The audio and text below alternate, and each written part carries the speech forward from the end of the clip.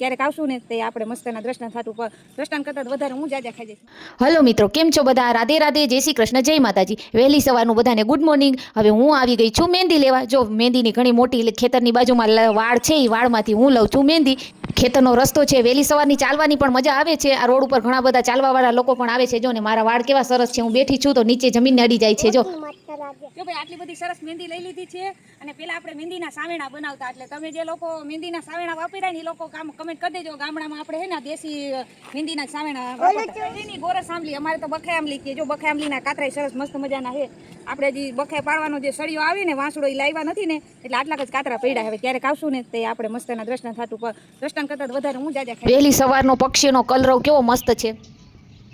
એવું કહેતી હતી ને કે જાસૂદના ફૂલ રહ્યા ને એ ફૂલ તો હે ને તાપીમાં કમી નથી. ને આ જો અમારું મસ્ત મજાનું છે ને પોલીસ ગ્રાઉન્ડ છે તાપી વ્યારાનું, સામે રહ્યું ને હેડક્વાર્ટર છે. આ દેખાય ગ્રાઉન્ડ છે અને જો અહીંયા બેન્ટનો વિભાગ છે. હમણાં બેન્ટ વગાડશે ને તો આપણે વિડીયો ઉતારશું. સામે રહ્યું ડોગ સ્કોડ છે. ત્યાર પછી જો આ રીતના મસ્તના જો જાસૂદના ફૂલ છે. જાસૂદના ફૂલ ઘણા બધા દેખાય છે. ત્યાં જોઈને જાસૂદના ફૂલ છે. જો આ જાસૂદના ફૂલ દેખાય છે મસ્ત મજાના. હવે આપણે આવી ગયા છીએ પાછા ઘરે નોકરી પરથી, અને નોકરી પરથી ઘરે આવીને આપણે ગુલાબની તબિયત પાણી પૂછવા આવી ગયા છે. કારણ કે મારું ગુલાબ રહ્યું ને એકદમ પીળું અને થોડુંક નબળું થઈ ગયું ને એવું લાગે છે, પણ ફૂલ ઘણા બધા છે. સામે દેખાય શંકર ભગવાનનું મંદિર છે. તો કોમેન્ટમાં હર હર મહાદેવ લખી દેજો. આવજો, ફરી મળીશું. અને મિત્રો તમે તમારું ધ્યાન રાખજો. Bye bye.